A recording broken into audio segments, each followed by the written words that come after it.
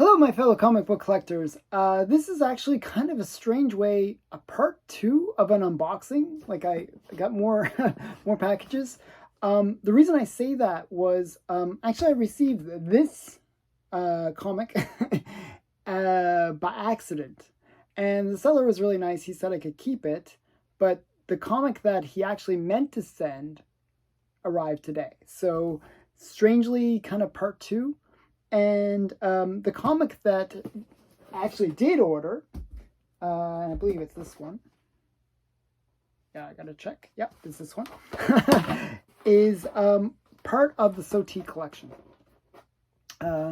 It's books that were mentioned in The Seduction of the Innocent, and that were considered to have been involved with the corruption of young minds, okay? So these are books that the guy that wrote The Seduction of the Innocent deemed as ones that were corrupting the youth of America's mind. So I'm going to show you the first one. Okay, and just, they put lots of tape on things, so I got to remove all this tape. But I'll show you this one once I get it off. And it's also from the Mile High collection. So that's, which is kind of cool. Okay. So all of that to get to this. This is the comic. It's Strange Adventures number 39. And this one was mentioned in The Seduction of the Innocent because of the fact that in the story, and I'll tell you the story, this ape was sort of like a alien space ape that landed in Africa. The racial things were totally oblivious back then, but so yeah, so this is an ape from Africa that is smarter than the average ape and has telepathic powers. Basically, it can control people with its mind. Okay, so it's a kind of a powerful ape, actually. And what it tries to do is it actually kills I believe it kills like a police officer or something like that. And so there's a crime involved, and it's at trial for this crime. And basically what happens is it uses its telepathic powers to get away, to escape. And Captain Comet, this guy, he basically chases after him and, tries to stop him. The ape, basically, or gorilla, I believe. It's a gorilla or ape? Yeah, gorilla. Sorry, gorilla. I'm saying ape, but it's actually a gorilla. The gorilla realizes that it needs help. There's no way it can fight Captain Comet by himself. So the gorilla uses its telepathic powers to find allies. And the allies that it expects that would really help it would be criminals. So it basically teams up with a bunch of criminals. And the criminals beat up some police officers. They bash their heads together. And there's one panel where they bash two police officers' heads together. And that is why it was mentioned in The Seduction of the Innocent, because of the fact that there was this one panel where two police officers' heads get bashed together. And that violence towards police was something that Wortham identified as being something that was a corrupting influence on children. To finish the story of the gorilla, basically what ends up happening is Captain Comet tricks the criminals by pretending to be influenced by them. And then he basically throws fake money at them, and they chase the fake money instead of helping the gorilla defend against Captain Comet. And then he just basically chokes out the gorilla, and that's how it ends. Basically, he captures the gorilla by doing that. So that's the story. And it's really just one panel where two police officers' heads get bashed together. And that's why it was mentioned in Seduction of the Innocent. So that's that first book. Now, the second book is actually even more interesting in terms of what it is and the significance. It's also another Soti book, and I will get it out.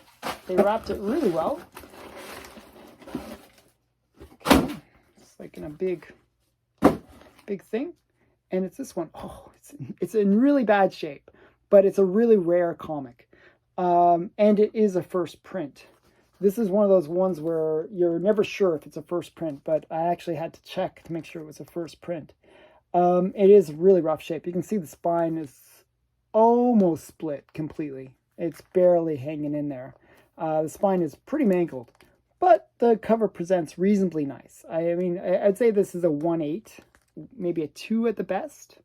And I paid $100 for it.